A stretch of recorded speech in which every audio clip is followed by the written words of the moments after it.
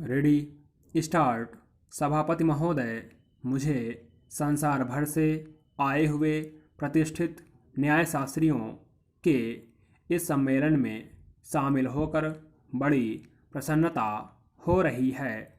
मुझे बताया गया कि यह पहला अवसर है जबकि international bar association, law Asia और भारतीय बार एसोसिएशन द्वारा संयुक्त रूप से इस प्रकार का क्षेत्रीय सम्मेलन आयोजित किया जा रहा है, जिसमें उन आम कानूनी समस्याओं पर विचार विमर्श किया जाएगा जो हमारे सामने मौजूद हैं। साथ ही उन समस्याओं पर भी विचार किया जाएगा जो तेजी से बदल रही इस दुनिया के सामने आ सकती हैं, जिससे कि विभिन्न भारी परिवर्तनों के लिए पहले से ही तैयारी की जा सके और अगले 15 वर्षों में इस सदी के अंत तक न्याय की उचित और आदर्श व्यवस्था की जा सके।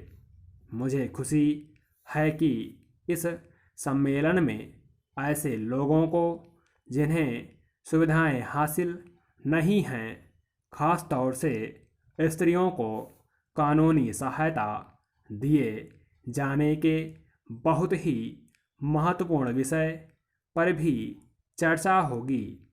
मैं कामना करता हूँ कि इस सम्मेलन में जो विचार विमर्श होगा उसका आने वाले 15 वर्षों के दौरान राष्ट्रीय और अंतर्राष्ट्रीय कानून बनाने की प्रक्रिया पर लाभदायक प्रभाव पड़ेगा।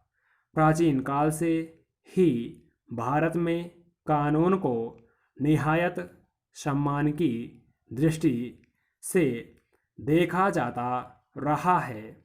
वास्तव में धर्म या मजहब हमारे लिए ऐसे धार्मिक, आध्यात्मिक, नैतिक और आर्थिक आचार नियमों का एक ताना बाना रहा है जो अपने अपने क्षेत्रों में पूरी तरह से परिभाषित कानूनों द्वारा निर्धारित है।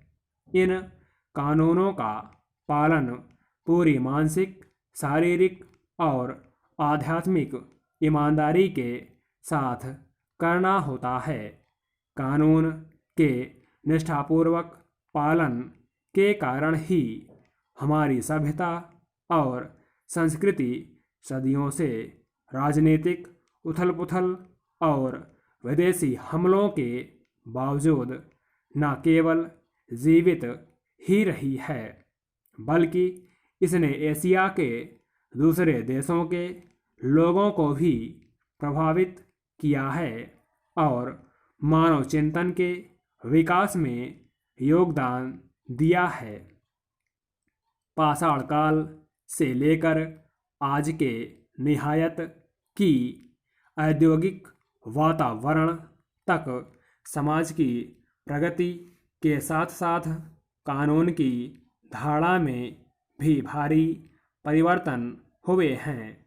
बैलगाड़ी के युग से आज के सुपरसोनिक युग तक आने में मनुष्य की गतिविधियां इतनी बढ़ गई हैं जिनकी पहले कभी कल्पना भी नहीं की जा सकती थी।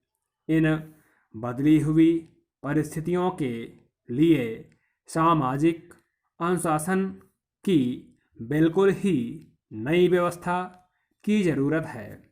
जनसंख्या में भारी वृद्धि इंसान की अनेक प्रकार की गतिविधियों तथा ऐसे ही अनेक विभिन्न कारणों से आज की दुनिया में न्याय प्रणाली पर भारी प्रभाव पड़ रहा है।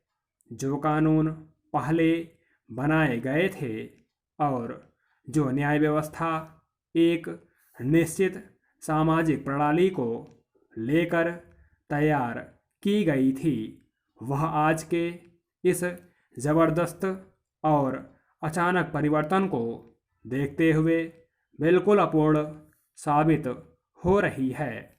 किसी दूसरी विकासशील संस्था की तरह ही कानून स्थिर नहीं हो सकते। उन्हें बदलते हुए हालात की ज़रूरतों के अनुसार लगातार अपने आप को ढालना होगा।